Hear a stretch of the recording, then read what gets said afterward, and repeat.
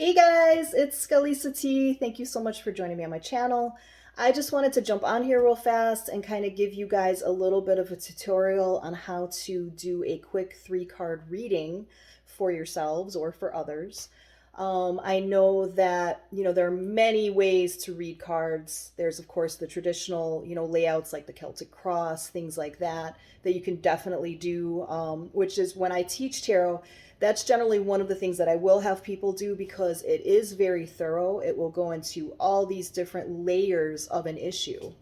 But the one I'm going to show you is that's my go-to. That's what I do to this day for clients, for myself. And it's a quick 3 card thing, and you could do it past, present, future. You could just basically put it in 3 different, categories that you find relevant for yourself. Okay. So what I'm going to do is I'm going to go ahead and switch this over so you guys can see my cards, and we'll kind of go from there. Okay. All right, guys. So this is the beautiful deck that I'm going to be using today to show you guys, and this is the Tarot Illuminati. This is one of my absolute favorites because it has gorgeous blues and greens, and it's got this gorgeous like golden covering all around the deck. If you can see that, yeah. So it's just one of my favorites. I love it. I find it to be very accurate. So let's do the basic. Let's go ahead and start. And I'm going to put you guys here where I hope it doesn't fall because it's like on my lap. But let's start off with the basic of how to shuffle your cards, okay? Now, some people will do, very kind of leaving it to the fates type shuffle where they will kind of, throw them around and then they just wait until some cards like jump out and they kind of leave that as the pile that they are reading from. Okay, I've seen lots of people do that. I've seen people, do it where they put it into 3 separate piles like this.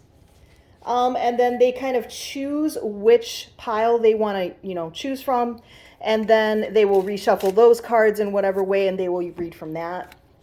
I have had people where they like to do the poker style thing where they separate them and then they, oh God, back in the day when I used to let people touch my cards that I'd be reading for and they would try to do that, I'd be like, no, that's like some poker style shit right there that I'm not a fan of because it bends your cards. And for me, my personal opinion is that's not really showing a whole lot of respect to your cards. But again, your cards are your babies, so you do you, right? Whatever feels good for you is what you should do.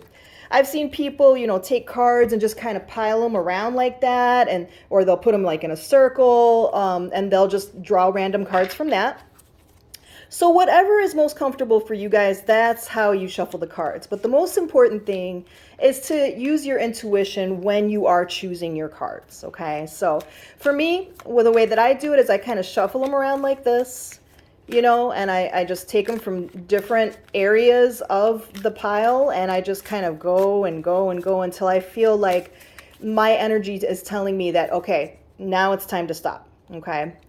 So let's go ahead and look at something that if we wanted to, say, read about, a new person that somebody is dating. So somebody that you just started dating, or, you're reading for a friend, something like that.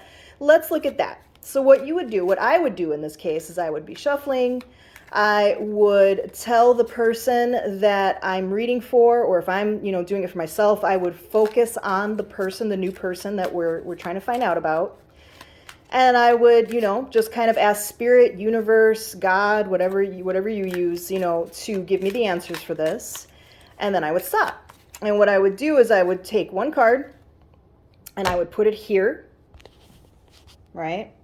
So first thing. Now that's coming out reversed. I don't read reversals. That's another thing that is kind of like a personal preference for people. I find that reversals can be a bit negative. And I think that if the tarot deck has something negative that it wants to convey to you, there are enough cards for it to be able to do that without kind of putting like a taint on any kind of card, okay? So like the World card is a really beautiful card. That's about, the endings of cycles. It's about feeling like you're on top of the world. It's about the closing of one door and opening of another. So that's a beautiful card in general. But if you flip it, it takes on kind of like this stagnant feel to it. And for me, like I've had people read for me before, and it's like a bunch of negative cards because it's all reversals, and you kind of leave the reading feeling a little bit dejected and feeling like there's not a whole lot that you can do about your situation. Okay, so I, as a reader, do not like to do that to my clients. I really prefer to have clients, leaving like they have some kind of power in the matter. Okay, even if it's something that is, driven by fate or something, some kind of lesson that we can't get out of. I always like to make people feel as though they have some kind of decision making power that they can do that will help them with their situation. Okay, so that's my personal preference. Again, you guys do you, but it kind of depends on how you want, to make the person you're reading for feel, or make yourself feel. Okay, so this card would be considered, the card of the past. I'm just going to flip this so you guys could see long ways. And then the next card would be the present, which would be the Eight of Cups. And then the last card would be the future. Okay. So, and then you can lay these any way that you want to. So if we're looking at, the past about somebody that we're trying to find out about, we got the World card. The World card is, like I said before, it's about the endings of cycles. It is about feeling like you're on top of the world, things like that. If you look at the symbolism on your cards, if you see here that there's a lion, this could indicate that this person is a Leo. Okay, so there's all kinds of great things that you can get from your tarot cards, which is another thing that I would highly suggest. Is if you're going to get into, the art of tarot, you definitely want to, choose a deck that you love looking at. Because it's going to help you remember the symbols better. It's going to help you remember the meanings, okay? And for some cards, it's going to help you to just really, it's going to give you a particular message that really only resonates with you. But I found that, when I say, what a card is, like for me, one of those cards is like the Queen of Pentacles.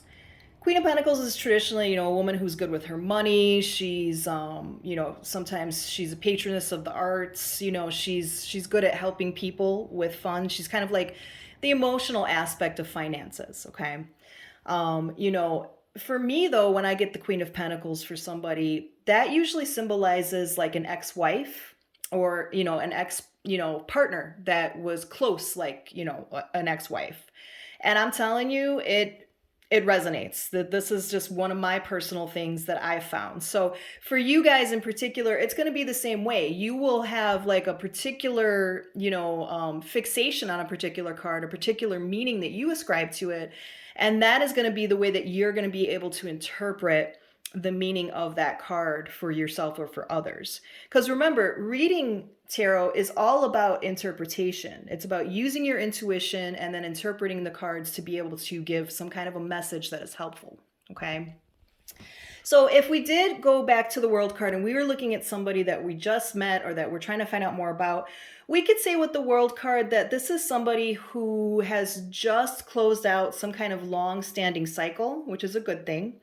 Again, could be a Leo, right? Somebody who is ready to explore the world. Okay, so this could be a very worldly person, somebody who's done a lot of exploration. Okay, so that's kind of the background on the person. If we looked at the Eight of Cups, which is, the present situation, Eight of Cups is about walking away from something that we don't find fulfilling. So if we look at that, along with closing out the cycle of the world, we can probably surmise about this person that this person has probably just left some kind of a long-standing relationship, or some kind of long-standing situation like work that they no longer found fulfilling. Okay. So they have basically just walked away from somebody, or it could mean that somebody's walked away from them. Okay. Now, if you look at the symbolism of this card, you see the moon in the background, which is about having to do shadow work, so this could also mean that this person is carrying a little bit of baggage, right? Because if they just got out of some kind of a relationship or some kind of long-standing situation, that they didn't find fulfilling, they are going to have some work to do still ahead of them. Why did they stay in this situation so long, right? What kinds of things led them to where they feel that they need to move forward from this, right? So new aspects of their personality could be coming out that they need to further examine, okay? So if we look at the future, and we see that it's the Six of Cups. Now, the Six of Cups is about nostalgia. It's about, sometimes like childhood memories. It's like a nice feeling card. But if we take that into account, where the future means that this person is still kind of living in the past and from something that they walked away from, or somebody that walked away from them, and they're closing out a long-standing cycle, what I would have to say, if I just looked at these three cards about somebody that maybe we're interested in dating, I would say that this person still has some work to do about getting over that particular situation that they left. Okay. Because looking at all these cards, this is all about, closing something out from the past because it wasn't fulfilling, having a little bit of baggage from it, and still being caught up in memories of the past, in the future. Okay.